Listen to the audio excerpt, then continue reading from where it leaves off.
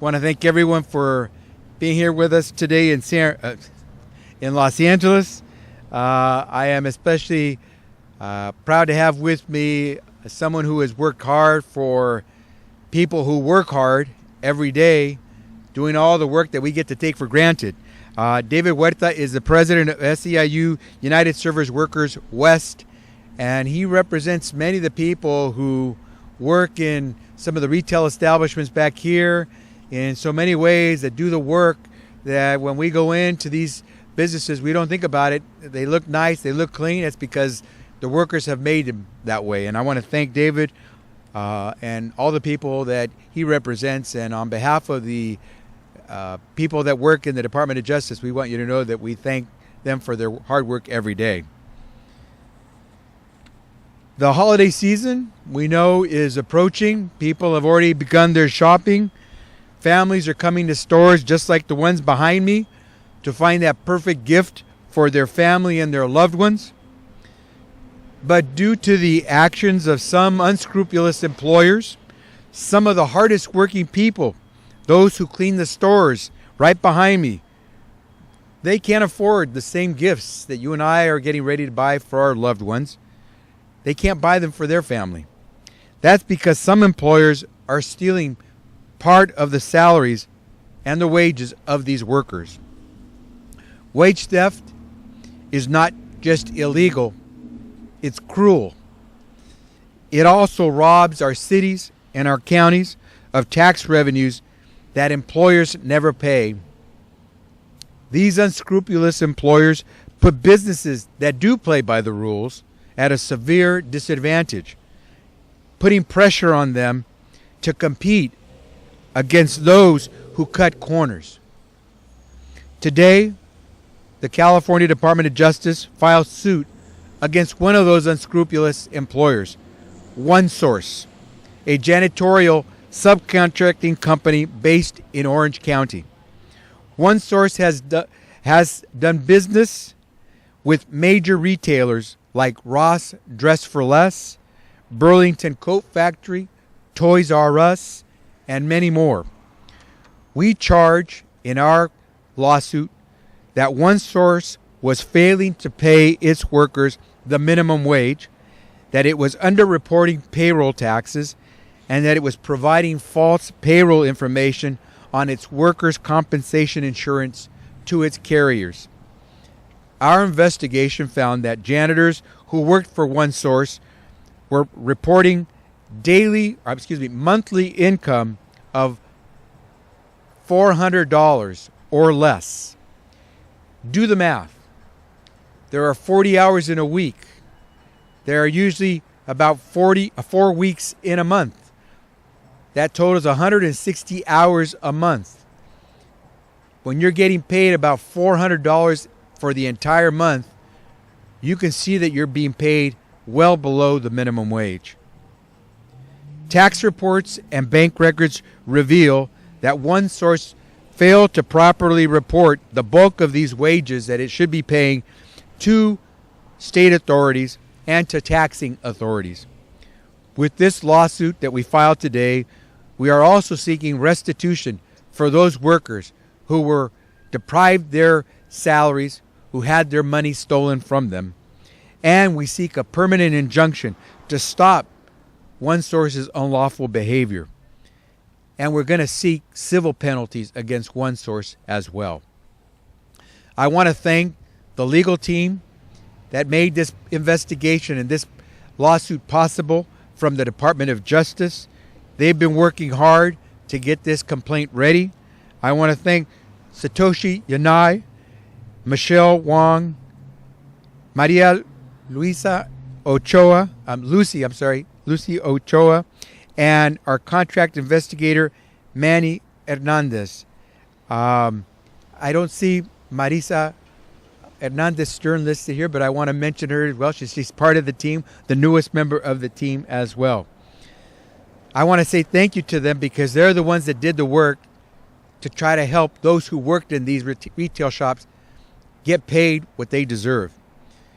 Let's not forget that California is the 6th largest economy, not in the country, in the world. Everyone who works hard to power our economy deserves to be compensated for the work that they've done. When you steal, you should be punished. The California Department of Justice takes wage theft seriously. I hope the retailers who employ the contractors, who employ these workers, are watching today what we do with this complaint. Because at the end of the day, we want to go after the employer, but we want everyone to know that when someone works in your establishment, you have responsibility as well. It's important that everyone who works hard know that we will treat them fairly and by the rules. And that's what the California Department is here to do, is to make sure that the rules are followed. With that, let me now ask David Huerta to please come forward and say some words. Thank you, Attorney General Becerra. First of all, I want to thank the Underground Economy Unit and Attorney General Javier Becerra for continuing their work to expose the way that workers are being exploited and forced to live in poverty in California.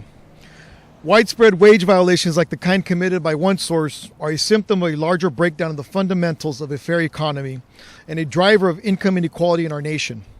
And we have to make sure that the clients of these companies like Ross, DD's Discount, Joann Fabrics, Toys R Us, and Burlington are made aware of the kind of abuse that is happening right in their own stores.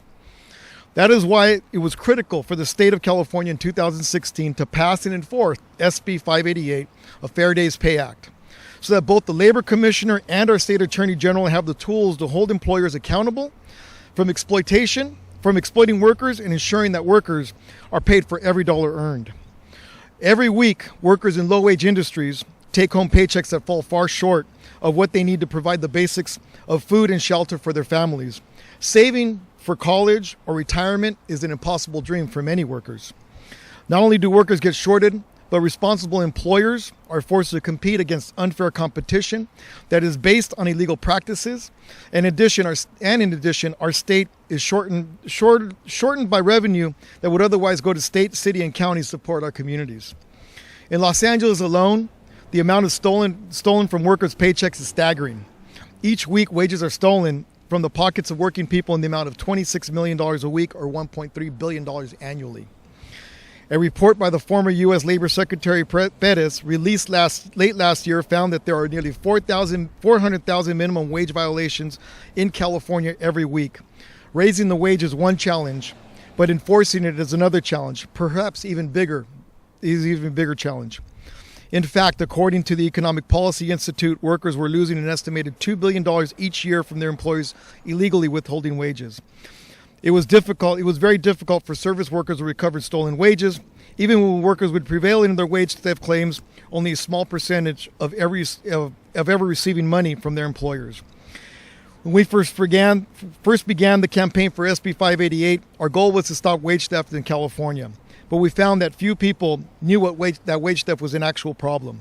Everyone would ask what wage theft was, and question whether it even happened in this state. Most found it hard to believe that in this day and age, employers could so easily get away with cheating their workers out of the rightfully earned overtime pay and lunch breaks.